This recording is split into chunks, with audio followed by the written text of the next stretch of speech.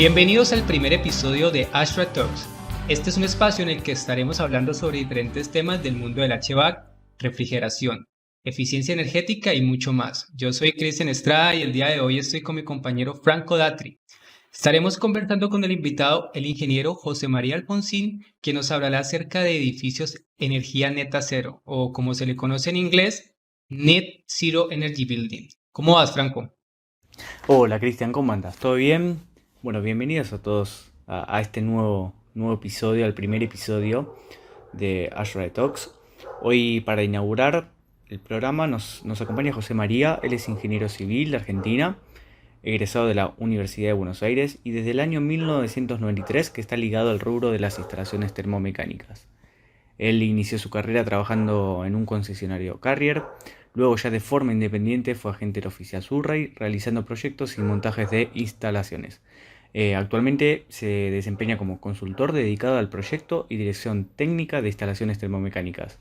Es miembro de ASRAE, hoy se encuentra como vocal del capítulo argentino, también es chair del Comité de Government Affairs y es miembro de Argentina Green Building Council. Y un dato no menor, es experto Edge. Además, realizó y aprobó recientemente el curso de evaluación energética de edificios dictado por los profesionales de ASRAE. ¿Cómo andas, José María? Bienvenido. Hola, ¿cómo están? Buenas tardes para todos y bueno, muchas gracias por la invitación. No, gracias a vos por sumarte al primer capítulo. Bueno, hoy vas a hablarnos acerca de los edificios Net Zero Energy. Decinos básicamente qué significa un edificio Net Zero Energy. Bueno, mira, un edificio Net Zero Energy o energía neta cero es un edificio que tiene un consumo de energía neta cercana a cero en un año. Es decir, el edificio genera, y esto es muy importante, mediante fuentes de energía renovables, la totalidad de la energía que consume. Sí, ¿cómo es que se puede lograr en realidad, o sea, en la realidad, cómo se puede lograr un edificio net cero?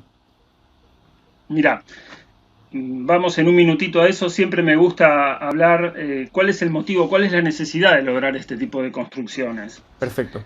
El motivo principal, mira, es lograr la baja en el uso de combustibles fósiles, alcanzar la neutralidad de carbono. A ver, ¿qué tiene que ver esto con la neutralidad de carbono? Vos fíjate que para producir energía eléctrica, el principal, digamos, motor de la generación de energía eléctrica son las centrales térmicas, turbinas a vapor que tienen una eficiencia del orden del 36%. En el mejor de los casos, las que son de ciclo combinado tienen una eficiencia del 50%. ¿Qué significa esto? Para generar 1 kWh de energía eléctrica, tenés que consumir 3 kWh de energía, por ejemplo, de gas, petróleo, carbón. Entonces, toda esta combustión genera grandes cantidades de dióxido de carbono que se disipan a la atmósfera. El principal problema, digamos, es el calentamiento global, ¿no? La consecuencia más visible de todo esto. Las consecuencias del cambio climático, bueno, están a la vista, lo vemos diariamente en los noticieros, fuertes lluvias, tormentas, deslizamientos de tierra, huracanes, derretimiento de los hielos continentales, aumento del nivel del mar, ¿no? Entonces, ¿qué es lo que debemos lograr? La neutralidad de carbono. Todos sabemos, como estudiamos en el colegio, la única forma, digamos, de compensar las emisiones de dióxido de carbono es a través de la fotosíntesis que realizan los bosques, las plantas, que absorben el dióxido de carbono y nos devuelven oxígeno. Entonces, es inviable que sigamos generando energía eléctrica quemando gas, quemando petróleo, quemando combustibles fósiles. Ahora, me preguntabas cómo se puede lograr realizar un edificio net zero. Claro, sí. O sea, la teoría está perfecta. Conocemos bastante el tema de, bueno, las problemáticas, el cambio el climático, todo lo que implica, ¿no? Utilizar recursos no renovables. Pero bueno, ¿cómo es que se puede lograr en realidad un edificio net cero? O sea, ¿cómo podemos llegar a ese valor de consumo igual al que generamos? Mira, el primer concepto, y esto es muy importante, es trabajar sobre la eficiencia energética. No podríamos decir, bueno, voy a tomar mi edificio, a ver cuántos kilowatt hora consumo, y entonces, bueno, voy a ver cuántos paneles solares tengo que comprar. Sería imposible. Primero porque es muy costoso, el costo todavía de este equipamiento es caro y bueno, no habría lugar por ahí en la terraza de un edificio, en el frente del edificio, para instalarlo tampoco. O sea, la primera herramienta, este es un concepto muy importante, es trabajar sobre la eficiencia energética. Luego ahí pensar en instalar renovables, ¿no? Tenemos las estrategias pasivas, que son lograr un diseño bioclimático del edificio. Trabajar sobre la orientación en los casos que se pueda. Viste que en algunos terrenos, en algunos lotes en las ciudades, edificios entre medianera, eso no lo podemos mover, digamos, pero lo importante es trabajar sobre la orientación, la forma del edificio, la distribución interior de los ambientes habitables, tratar, en nuestro caso en el hemisferio sur, de orientarlos al norte, a las orientaciones más favorables, aprovechando la radiación solar en el invierno. Después, bueno, desde ya lograr un diseño del envolvente con factores de transmitancia térmica que sean realmente bajos, es la única forma. Aprovechar la iluminación natural, un adecuado diseño de los cerramientos, los vidrios, doble vidriado, trabajar sobre la opacidad, la reflectancia de los mismos, los factores de vidrios con baja emisividad. Claro. O sea, todo esto es como para ahorrar energía o no consumir de más, o sea, hacer un diseño eficiente para luego ir con el equipamiento de energías renovables, ¿no es cierto? O sea, ¿cómo es el equipamiento disponible que hay para generar esa energía renovable? Porque todo lo que hablaste vos al principio era como para evitar consumir más. Pero ahora, de alguna forma, tenemos que generar nosotros. Claro, mira, la generación de energía renovable, bueno, básicamente es a través de los paneles fotovoltaicos para aprovechar la energía solar, sistemas de calentamiento solar que aprovechen la energía solar térmica, o utilizar aerogeneradores. En algunos edificios se están utilizando, básicamente en edificios de vivienda, edificios de oficinas, se utilizan aerogeneradores de eje vertical, digamos, que son más, no son tan grandes como los de eje horizontal, que son los que normalmente vemos en las huertas eólicas, en los mares. Y bueno, también podemos utilizar sistemas de aprovechamiento de energía geotérmica también. Básicamente estos son los cuatro formas posibles de utilizar la energía renovable, ¿no? Sí. Y después el otro tema que también es muy importante es con respecto a los equipos que consumen energía. Tenemos que utilizar equipos muy eficientes, que tengan altos coeficientes de performance, utilizar bombas de calor en lugar por ahí del gas natural para calentar agua.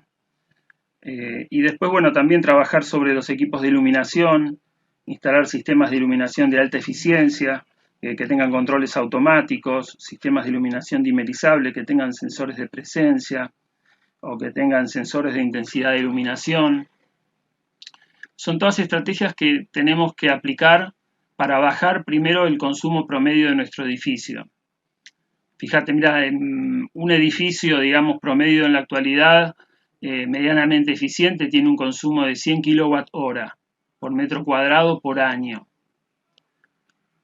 Para lograr un edificio net cero tenemos que bajar a lo que sería un edificio pasivo, que está en el orden de los 30 kWh.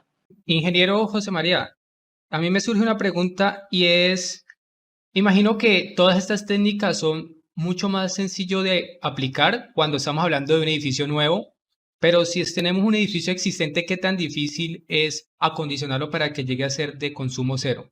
Y bueno, hay que estudiar, hay que hacerlo, hay que trabajar nuevamente sobre la envolvente, los cerramientos, hay que pensar por ahí en cambiar desde ya cerramientos que sean ineficientes, ver de qué forma podemos aislar la envolvente, tratar de aplicar criterios, por ejemplo, como donde sea posible aplicar cubiertas verdes, cubiertas ventiladas. Son todas estrategias que tenemos que tratar de ir haciendo. Hay manuales de ASHRAE que nos permiten, digamos, nos explican las estrategias a aplicar. Y fíjate que esto es algo que en Europa, que es, digamos, el continente que va a la vanguardia, digamos, de la lucha contra el cambio climático, a partir del año 2030 todas las construcciones nuevas deben ser net zero. Y a partir del año 2050, mirá, es increíble, pero en menos de 10 años vamos a tener que estar haciendo edificios net zero, ¿no? No es una utopía, algo que dice, bueno, es un prototipo que por ahí podemos hacer un edificio, no. En el año 2050, todas las construcciones, incluso las existentes, deben ser net zero en Europa. O sea que esto es algo sobre lo que ya es una realidad. En Europa, por ejemplo, se pone mucha atención lo que es, por ejemplo, una envolvente del edificio, se analizan muy bien los puentes térmicos, evitar todos los lugares donde se pierde mucha energía, se hacen edificaciones estancas, eso es muy importante, es tan importante como la envolvente, es hacer edificaciones estancas, controlar la infiltración de aire. Los lugares donde se infiltra el aire son los lugares más impensados. Las montantes de instalaciones, pases de cañerías, taparrollos de las persianas, ventilaciones de los sanitarios, todos esos lugares es muy importante tenerlos controlados, porque sin una construcción estanca, con una buena envolvente es imposible alcanzar una categoría net zero.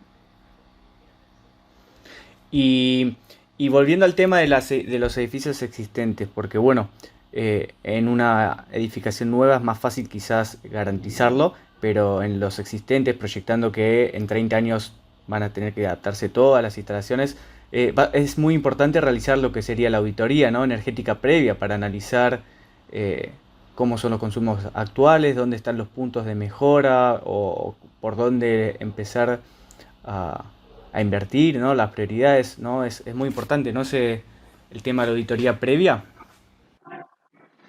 Es muy importante hacer una auditoría del edificio, primero saber en qué punto estamos de consumo. Generalmente se hace un índice del consumo por metro cuadrado, el índice de utilización de la energía, para poder después analizar medidas de eficiencia energética que puedan bajar el consumo promedio, ¿no? Hay medidas que son de bajo costo y bueno, hay otras que son más costosas, requieren por ahí una inversión inicial, pero con un programa de modelado energético uno puede analizar el retorno de la inversión y bueno, lo más difícil a veces es convencer al cliente, ¿no?, de hacer la inversión, pero se recupera con el ahorro en el consumo energético. Excelente. Y hablabas de las normas ASRAE y manuales que hay acerca del tema. Eh, ¿Cuáles serían o cuáles se te vienen a la cabeza ahora? No solamente ASRAE, seguramente también haya otras asociaciones parecidas que utilicen quizás otro tipo de normas con el mismo fin, pero bueno, si querés hablar un poquito más del tema. Mira, con respecto a las normas, las que están directamente relacionadas con los Net Zero Energy Buildings, está el estándar 189.1 del año 2017 de ASHRAE, que es el estándar de energía en edificios verdes de alto rendimiento, y el ASHRAE Green Guide, también donde dan pautas de diseño, construcción y operación de edificios sustentables. Después están otras normas, no exactamente sobre edificios net zero, pero por ejemplo el estándar 90.1, que es básicamente el estándar de la eficiencia energética, donde da también valores mínimos de eficiencia para cada sistema, valores de transmitancia térmica admisibles, valores máximos de infiltración, lo que hablábamos recién, cómo realizar modelados energéticos. Y después, con respecto a la otra pregunta que me habías hablado, Cristian, está el estándar 100 del año 2015, que es el Energy Efficiency in Existing Buildings, que justamente es el estándar de conservación de la energía para edificios existentes, ¿no?, el que da toda la normativa como para poder reformar y recondicionar los edificios. Perfecto, perfecto. Mm. Hay otros estándares, pero bueno, son más generales, pero se aplican porque es importante también el estándar 111, que es el estándar de medición y control, el estándar 180, que es el estándar de prácticas de inspección y mantenimiento, porque bueno, también es importante una vez que el edificio está operativo, mantener siempre bajo control, digamos, ¿no? Sí, sí, tal cual. Y esto también es lógico que quizás un edificio de oficina o un centro de salud o de la industria impacte mucho más el ahorro energético, pero también está aplicado para viviendas, o sea, la proyección también aplica para las viviendas, ¿cierto? Desde ya, sí, sí, sí, aplica para viviendas. Bueno, tal vez las más conocidas son las casas pasivas, Passive House, que también aplican todo este tipo de estrategias y bueno, algunas que son por ahí más apropiadas únicamente para viviendas residenciales, no tanto para edificios altos. Por ejemplo, la utilización bueno, el famoso muro Trump, que es un sistema muy antiguo, pero es muy eficiente. No quería dejar de nombrar otra estrategia que es muy, muy importante, que es el aprovechamiento de la energía solar dándole masa térmica al edificio. Puede ser también para edificios comerciales, eh, manteniendo constante la temperatura interior independientemente de las variaciones externas de temperatura. Así que sí, sí, desde ya se pueden aplicar a vivienda y bueno, todo tipo de edificios. En Ashra, es justamente la sede central de Ashra en Atlanta. Ahora hace poquitos días que la han inaugurado y es un edificio net cero. Hay otros edificios también en Brasil, en México. De a poco lo vamos viendo. Y con todo esto, o sea, con todo lo que venimos hablando y bueno, viendo que ya hay proyectos que se han finalizado y que han alcanzado, ¿no? Esa meta, cosa que es algo real. ¿Qué conclusión tenés vos con tus años de experiencia conociendo, bueno, Argentina, que es parecido al resto de Latinoamérica? ¿Qué conclusión tenés acerca de todo este sistema y cómo se implementará en Latinoamérica? Bueno, mirá, mi conclusión sería que está en el gobierno tomar la iniciativa, no está en los gobiernos tomar la iniciativa para reconvertir los edificios, obligar a las nuevas construcciones a ser más eficientes. Hay normativa existente, en nuestro caso en Argentina, provincia de Buenos Aires, Santa Fe, la ciudad de Rosario, donde los códigos de edificación ya obligan, digamos, obligan a aplicar estrategias de sustentabilidad. Ahora, cuando uno presenta por ahí los planos municipales, los municipios no lo exigen realmente. Entonces, está en los gobiernos hacer cumplir la ley. Y después, bueno, en Argentina, tal vez en otros países de Latinoamérica pueda suceder lo mismo. Las políticas con respecto a las tarifas eléctricas, que a veces las congelan, son bajas, entonces eso no incentiva tampoco a los propietarios de edificios a invertir para lograr esa calidad de edificio, ¿no? No, eso es más que lógico. Creo que es por ahí donde hay que arrancar una energía que no sea tan accesible para justamente volcar la conciencia a recursos eficientes, ¿no? Y que el gobierno se encargue de exigir y de también fomentar y ayudar a la inversión esa. Definitivamente yo creo que esto recae en el tema político, pero muchas de las cosas que vemos hoy en día están impulsándonos a que es inminente reducir el consumo energético y empezar a aplicar este tipo de estrategias dentro de los edificios que ya tenemos y los próximos a construirse, creo yo. Sí, sí, coincido. Lo vemos diariamente en los noticieros, la verdad, los desastres naturales, las sequías, los incendios, todo esto es motivo del cambio climático, no, es desde ya. Bueno, debemos tomar conciencia en la industria de la construcción y en todas las industrias, el transporte, cada uno en su medida debe tomar conciencia, ¿no? Para lograr este cambio. Eh, los países han firmado en un minuto, ¿no?, el Acuerdo de París en el año 2015, donde bueno, se comprometían a lograr limitar el aumento de la temperatura global del planeta a 2 grados sobre la temperatura existente en la época preindustrial. Preferentemente a 1,5 grados. En la actualidad ya llevamos 1,3 grados sobre esa temperatura, así que más allá de las palabras y las firmas hay que poner manos a la obra para tratar de lograrlo. Perfecto. Sí, está clarísimo que es responsabilidad nuestra también lograr esos objetivos, comprometernos en el asunto y bueno, que esto es para la posteridad. Así que bueno, José María, muchísimas gracias por tu tiempo. Creo que fue clarísimo, es un tema que se puede profundizar muchísimo, pero bueno, como primer pantallazo es excelente, así que te agradecemos con Cristian por haber inaugurado este nuevo proyecto de Azure Talks. Bueno, muchísimas gracias a ustedes y bueno, un honor haber sido el primero, así que muchísimas gracias Cristian y Franco. Perfecto, ingeniero José María. Sí, un tema muy interesante para iniciar este podcast de Azure Talks. Y bueno, muchas gracias a todos los oyentes y nos vemos en un próximo episodio.